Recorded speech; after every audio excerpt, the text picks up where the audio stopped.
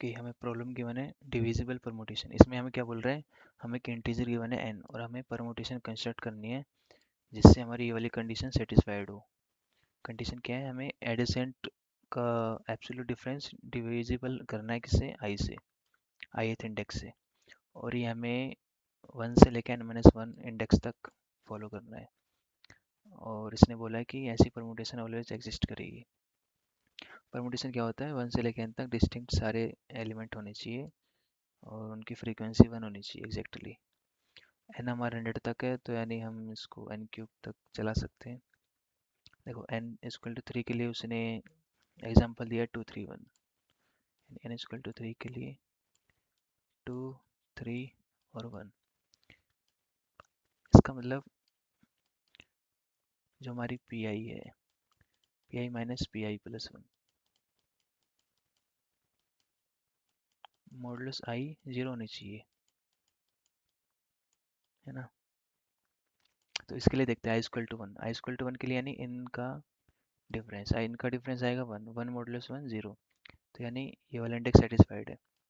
अब इसके लिए चेक करते हैं, 3 माइनस 1 2, एब्सोल्यूट डिफरेंस 2 आया और 2 मॉडुलस 2 0, यानी ये भी इंडेक्स सेटिस्फाइड है। और हमें 1 से लेकर n-1 तक चेक करना था, तो यानी ये वाला आउटपुट हमारा करेक्ट आएगा, है ना। इसलिए ये 2 3 1 आउटपुट दिया है। अच्छा, देखो ये कंडीशन देखते हैं एक बार, P I minus P I plus 1, इसका मोड आई के साथ 0 होना चाहिए। ओके, ठीक है। तो देखो एक बार मैं 1 से लेके कोई एग्जांपल लेता हूँ, 1 2 3 4 5 6 7 8। देखो इसमें एक चीज ऑब्जर्व करना आप, कि हर अल्टरनेट इंडेक्स पे, है ना, नंबर हमारा ऑड हो रहा है। हर अल्टरनेट 1 से काउंटिंग n तक तो ऑड इवन नंबर आएंगे। तो यानी हमें हर बार जो उनका एब्सोल्यूट डिफरेंस है वो हमें इवन और ऑड बनाना है। अच्छा कैसे, देखो यहाँ पर नंबर है हमारा 1। अच्छा यहाँ तो कुछ भी डिफरेंस हो वो तो 1 से मॉडुलस हो जाएगा। अगर यहाँ से देखते 7 से, तो 7 यानी ओड है हमारा, तो हमारा डिफरेंस भी ओड होना चाहिए, है ना, तभी तो 7 से डिविजिबल होगा। ओड होगा। अच्छा देखो ऐसा हो सकता था कि मान लो आप कहो कि 14 हो, तो देखो ऐसा होगा नहीं, क्योंकि अगर उसका मल्टीपल आ रहा है 7 का तो वो एरे यानी 14 तक होगी फिर n इक्वल टू, है ना। फिर हमें मान लो 13 के लिए भी तो बनाना पड़ जाएगा एब्सोल्यूट डिफरेंस। इसलिए इस केस में हमारा एकदम एग्जैक्टली ओड और इवन बनेगा। यानी अगर 7 के लिए हमें नंबर चाहिए तो उनका एब्सोल्यूट डिफरेंस हमारा ओड होना चाहिए। ओके, अब आए लेट्स से हम 6 पे, तो यानी इनका एब्सोल्यूट डिफरेंस अब इवन होना चाहिए, है ना, तभी तो 6 को डिवाइड कर पाएगा। और फिर अगर हम 5 के लिए देखें तो हमारा अगेन ओड होना चाहिए। फिर 4 के लिए हमारा इवन, फिर ओड, फिर इवन, और फिर 1 के लिए तो कुछ भी चलेगा, इवन या फिर ओड।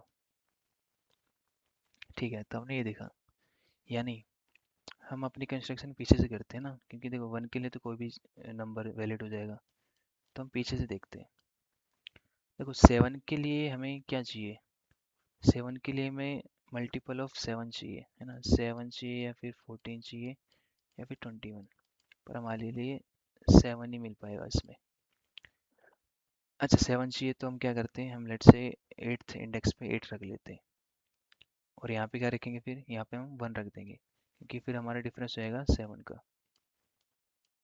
ओके, तो अब आए हम इस पे 6th इंडेक्स पे, यानी हमारा एब्सोल्यूट डिफरेंस 6 से डिविजिबल होना चाहिए और हमारा वो डिफरेंस इवन होना चाहिए।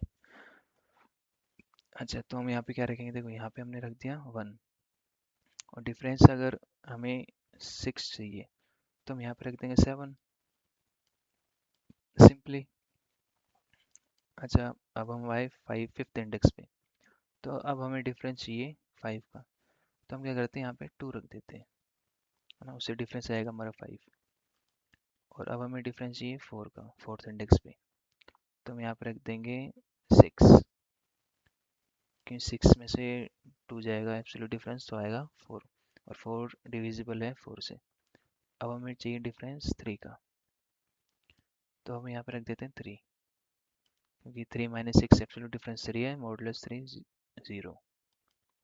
और अब हमें चाहिए डिफरेंस 2 का, तो हम क्या रखते हैं यहाँ पे, हम यहाँ पे रख देते हैं लेट्स से कौन कौन से नंबर बचे, 5 रख देते हैं, क्योंकि 5 और 3 का एब्सोल्यूट डिफरेंस 3 है 2 है, और 2 मॉडुलस 2 0। और यहाँ पे जो भी हमारा आखिरी नंबर बचा है वो रख देंगे 4, है ना, एब्सोल्यूट डिफरेंस भी 1 है। तो अगर इसमें एक पैटर्न ऑब्जर्व किया हो तो हमने क्या किया है, हमने अल्टरनेट एक छोड़ के एक हमने पहले डिक्रीजिंग ऑर्डर में नंबर रख दिए, उसके बाद हमने इंक्रीजिंग ऑर्डर में डिक्रीजिंग नंबर रख दिए, है ना। तो बस सही था, इसमें कुछ नहीं था, मतलब पेन कॉपी पे अगर आपने किया हो तो सॉल्यूशन आ गया होगा आपको। इसका मैं सॉल्यूशन दिखाता हूँ आपको। तो इसमें मैंने क्या किया, काउंट ले लिया n से, और